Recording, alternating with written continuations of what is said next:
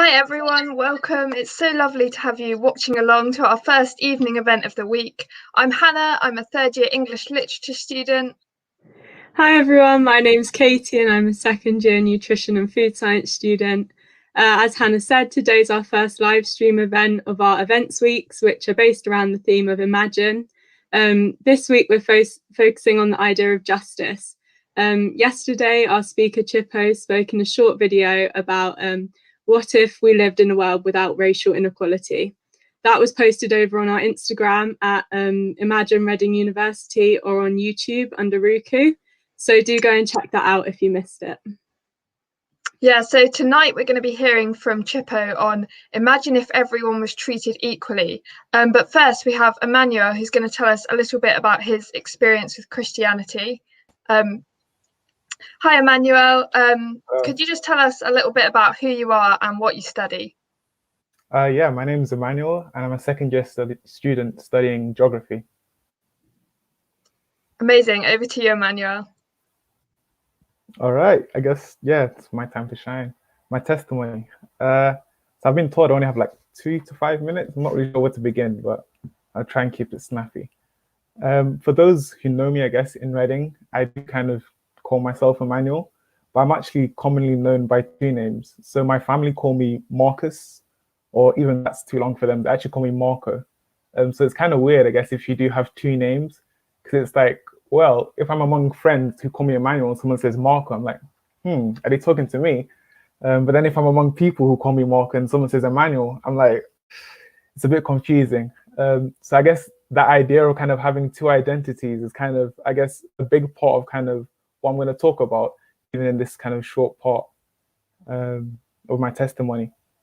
I guess I would consider myself kind of blessed in the sense that I grew up in a household, I guess a Christian household with my mother and my siblings. So meaning, I guess she would teach us how to pray and she would take us to church and we would read the Bible together.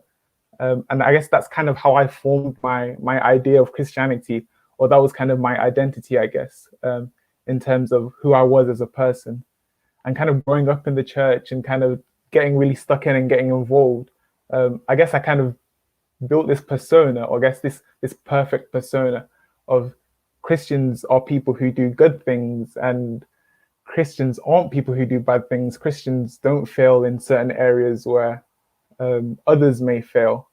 And trying to keep that image, I guess it was less so for myself, but more so for others. It was more so to keep that image in front of my parents and in front of my friends and in front of people I would go to church with.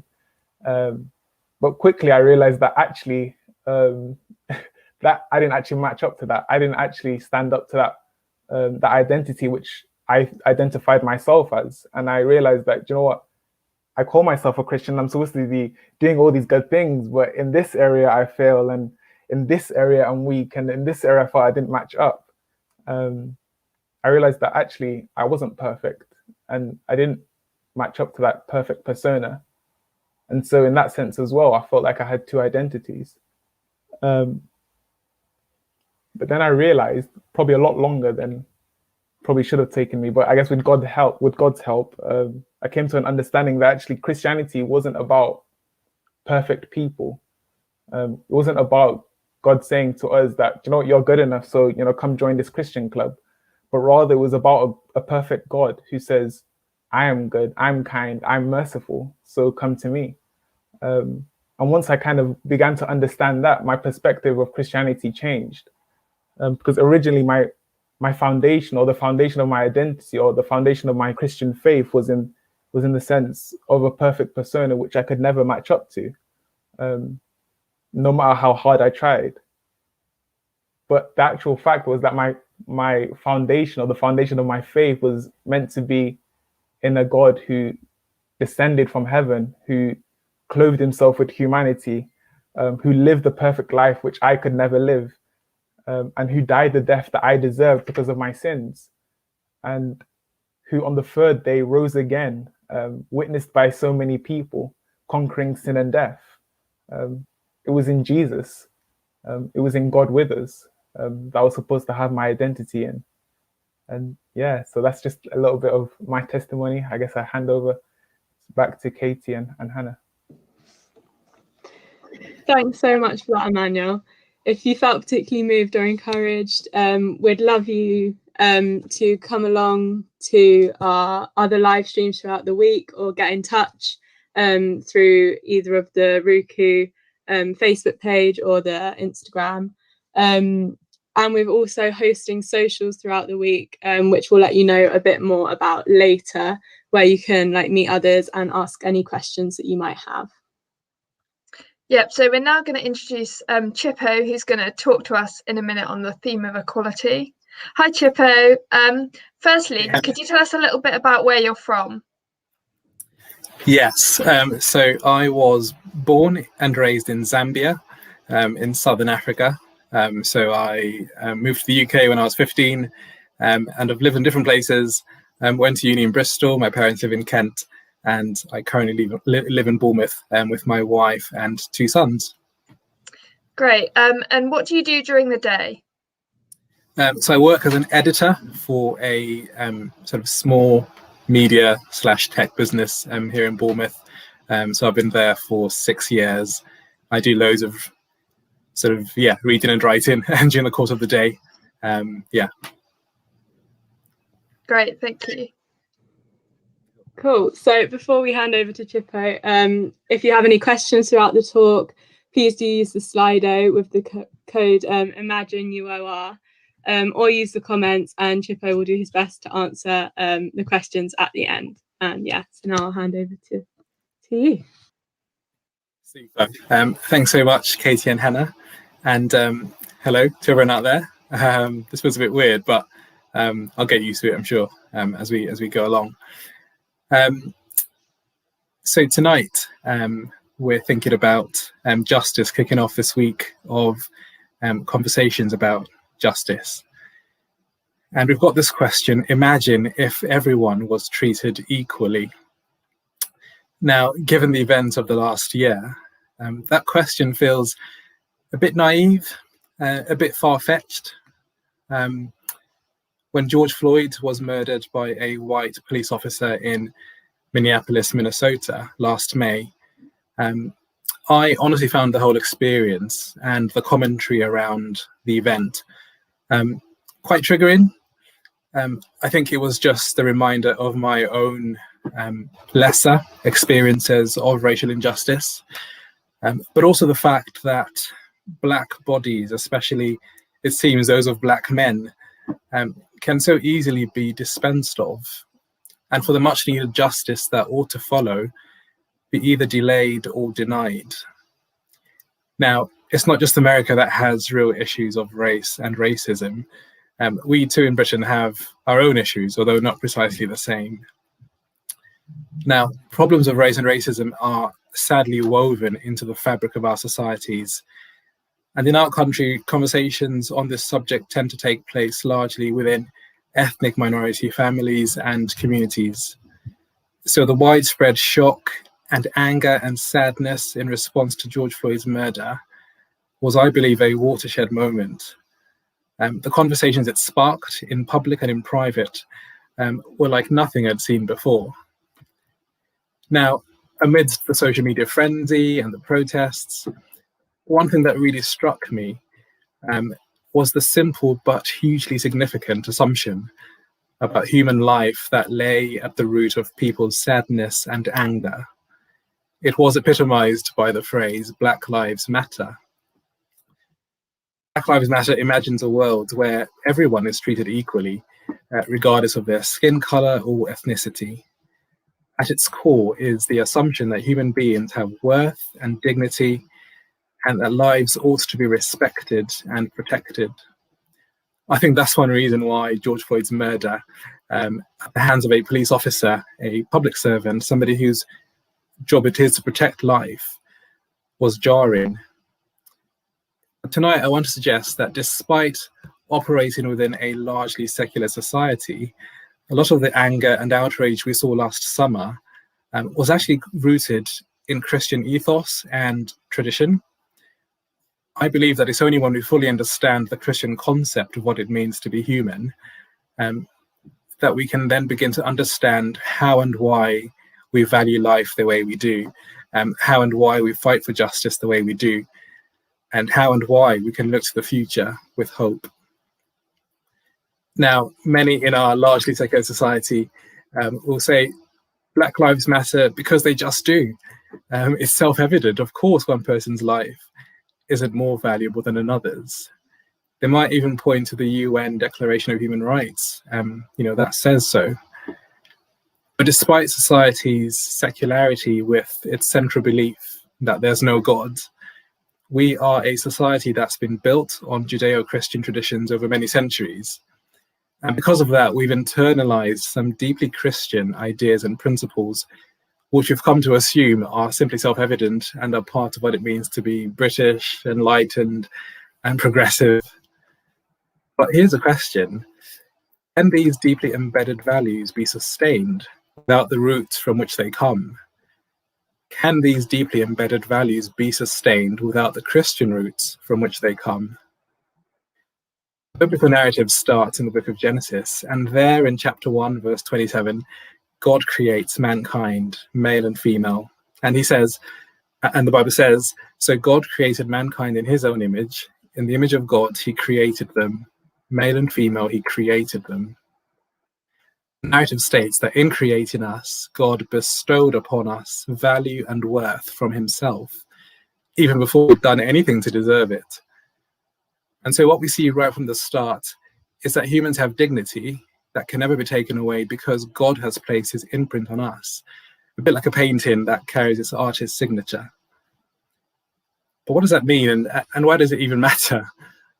It means that we're not just bodies, we're not just machines, we're so much more than that.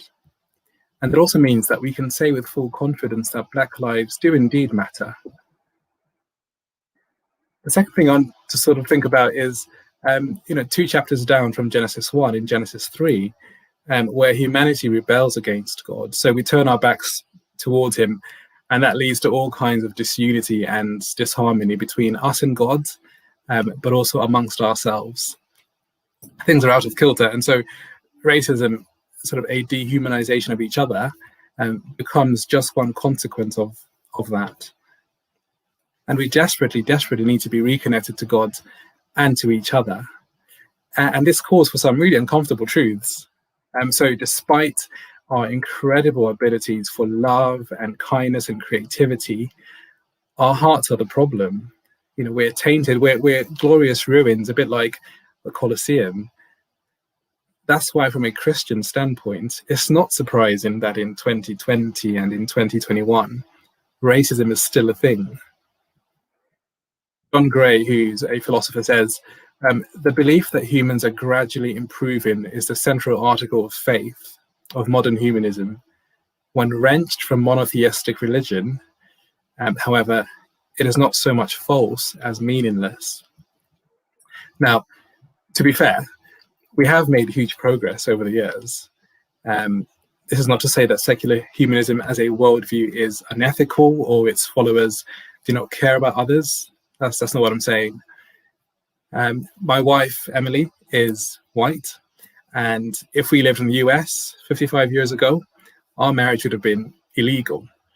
That's not the case anymore. So I think it's really important to be clear that progress has been made over the years. But if, as secular humanism suggests, we're all inherently good, how do we account for racial injustice? Somebody's going to be doing the unjust stuff, so we all can't be inherently good.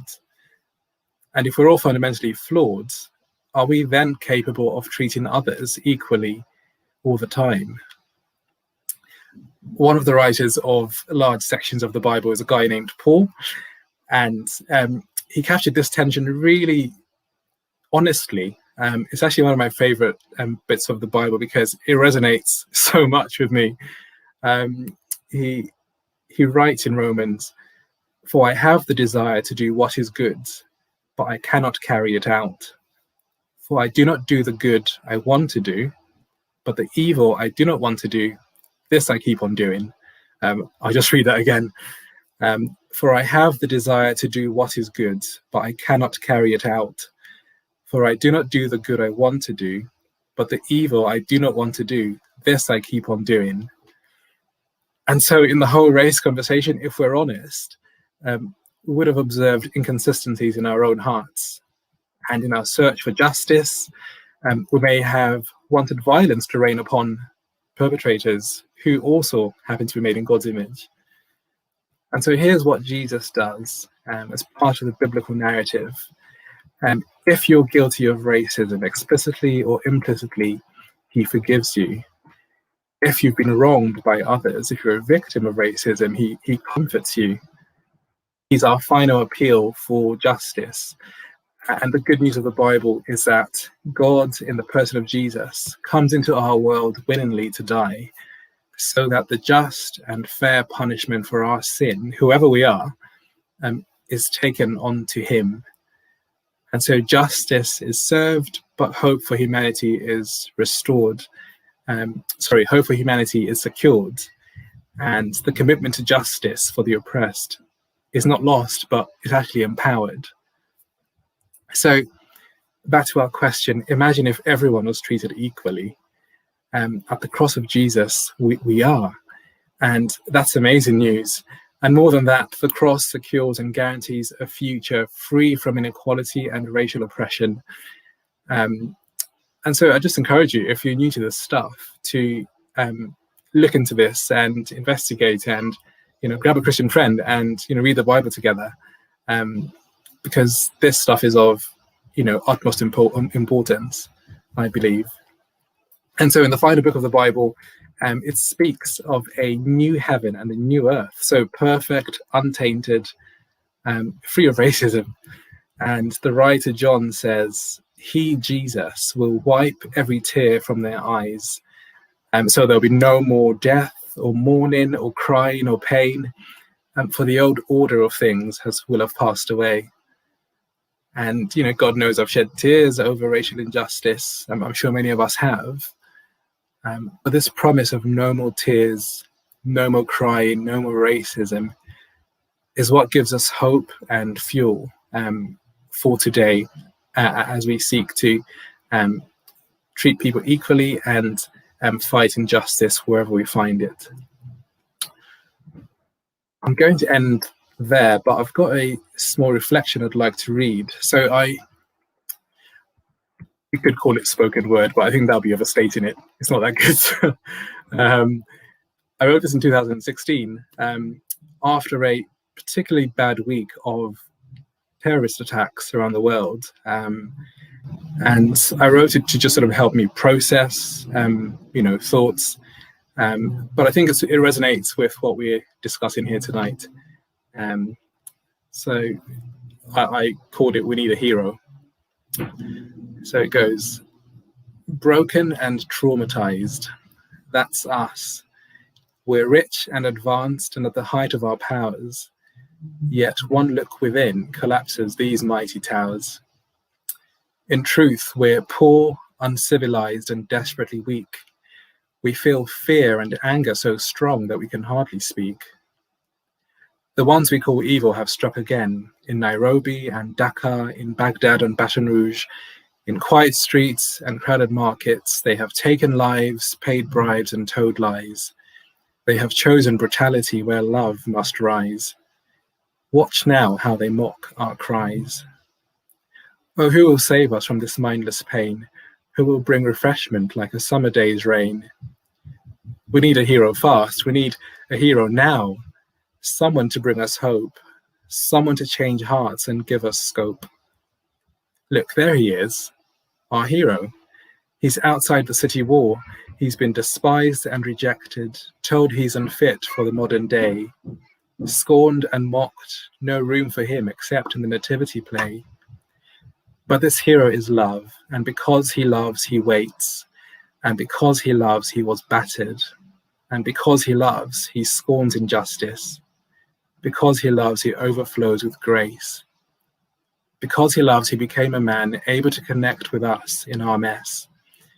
This is the hero we need, a God with scars and fully acquainted with grief. Thanks so much for listening. I'm going to hand back to the hosts yeah, and looking forward to some questions in a few moments. Thank you. Yeah, thank you so much, Chippo. For those of you watching, don't forget to put your questions in the comments or on Slido. We'll be answering them in a few moments. But firstly, we just wanted to remind you that tonight we have a pub quiz going on over Zoom. It's going to be a lot of fun. It starts at 7:30, so grab a drink, bring a friend, and you can find the Zoom link for that by messaging us either through Instagram at Imagine Reading University or on Facebook at Reading University Christian Union. I would love to see you all there. Also, there will be another IGTV tomorrow on what if there wasn't a climate crisis on our Instagram. And there will be another live stream here on Thursday with the theme Imagine if pain wasn't pointless. So we'd love to see you guys there. Okay, amazing. We have some questions now that we're gonna get Chippo to answer, if that's okay. Yes. Cool. Okay, so the first one is, how do we reconcile Christianity and its misuse in racial discrimination, e.g. with slavery? Yeah, that's a huge question. I think it's important to be really upfront and say that Christianity has been misused by, many different white supremacist movements. So you think of apartheid in South Africa, think of the transatlantic slave trade as well, movements around the world. And I think it's really important to sort of bear two things in mind. I think the fact, firstly, that humans can misuse anything. So I think that's really important to remember, that it's not beyond any of us to misuse an idea or a worldview that is even diametrically opposed to that sort of idea that people are pushing for. I think it's also really important to sort of recognize that just because somebody's doing something in the name of something doesn't mean that we can't confront and say that's not right. And so as I read the Bible, as I look at the biblical narrative, it's clear to me that God made everyone, as I've already been saying, with worth and value, and everyone, whoever they are, regardless of what they've done, is has got this inherent worth and value. And so I can argue from the Bible that slavery is wrong, and that would be a sort of objective benchmark or standard that I'd be appealing to. So to the questioner, totally agree that Christianity has been misused, but humans are capable of all sorts. But also we need to be confident that just because something is being done in the name of something doesn't mean we can't confront it on the basis of what, in this case, the Bible actually says. So I hope that's helpful. Yeah, no, I think that's good. Next question. In the Old Testament, didn't God choose Israel as to be superior than other nations? Isn't that a form of racism? Yeah. So if you're new to the Bible, the Bible is sort of split into two parts, so the Old Testament and the New Testament. And throughout the Old Testament, he sort of chooses this nation, so Israel, to it's sort of phrased as his people, on earth. And the kind of narrative, the thing that's going on there, is that God has big plans for reconciling and bringing back together himself and humanity. And what he does is he showcases that through his relationship with this nation. And so you have things like Israel is special to God, is loved by God, yes, that's true, and the purpose of that was for the Messiah to come through that nation. So the Messiah, another word for the Savior, the one who would embody that reconciliation, so Jesus. But that again doesn't mean that he hated other nations, and so the purpose of him choosing Israel was as a means of showcasing what he was doing, to bring about reconciliation between himself and humanity. And then when you go to the New Testament, what was the old Israel within the Old Testament, becomes the church, and that sort of spills out across the world. And the church is one of the most globally diverse organizations or communities that I've ever come across. And I think that reflects again the heart of God within the sort of the whole biblical narrative. I'll stop there. No, that's great. The next question is, can Christians fight racism and love racists at the same time? Yeah, that's such a good question, and it's actually one that I've personally really struggled with, to be perfectly honest with you. I think particularly around how much do I engage in conversation with people who are decidedly racist, and that's sort of their position. I think one of the most profound things about the sort of Christian story is how loving your enemy is sort of woven into what it means to live in a way that pleases God. Now, you look at Jesus, and he does that really tactfully and sort of wisely and lovingly, and Christians are called to do the same.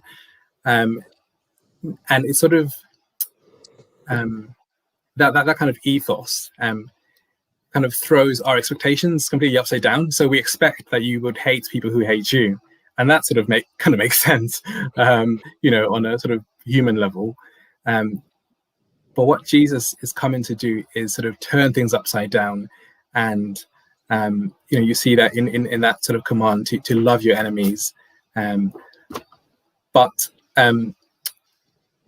alongside that loving your enemies, can also fight for justice. And so it sort of allows for those two things. They're not opposites, they're not opposed to each other. It's really hard to love your enemies, and that's why we need God's help and God's spirit to help us do that. Yeah, that is so true. And the last question that we have time for is, what differentiates Christian justice from every other form of it? Yeah, another really good question. Some people might say, with Black Lives Matter or some other, anti-racist movements, people are seeking justice. So, what's wrong with that? Why sort of, bring in all this sort of Christian justice stuff? And I think what Christianity does and offers and argues for is actually a deeper understanding of justice, and I think what that means is it goes far deeper than many other forms of justice would, and so it goes right to the heart, and it probes the heart, and it makes you sort of look inward, as you look outward as well, to the problem. And so suddenly, you're trying to get justice out there, but whilst doing that, you also realize that the wrongs and the problems are much closer to home as well, and so you've then got to be really honest and say, okay, I am fighting against racism, and that's important and good and right, but just as wrong in other ways. And so for myself, as a uni educated middle class man in full employment, there are ways that I have done injustice to others, so the poor and people who make my clothes on the other side of the world, like there's so many ways that we're all complicit in injustice as a sort of big idea. So I think what differentiates Christianity is that it goes deeper, and that becomes uncomfortable very quickly. But we have Jesus and his good news, his gospel, which is a huge relief. It's a huge leveler for all of us with all our issues and hypocrisies and inconsistencies. So that's why the gospel is good news for all of us. I'll stop there. Yeah, no, definitely. Thank you so much for that. Yeah, thank you, Chippo and Katie. We did have a lot of questions that unfortunately we didn't have time to answer tonight. So if you have more questions that you would like answered, or you would like to know a bit more about the Christian Union, please click on the Google form in the comments. That will allow you to connect with someone from the CU, and it will give you access to a Zoom link for a coffee morning we're having on Saturday, where you can ask all your questions to some members of the CU, any question you might have on Christianity. That's happening from 10 till 11 a.m. on Saturday. We would love to see you there. Thanks for watching. Bye. Thank you. Bye.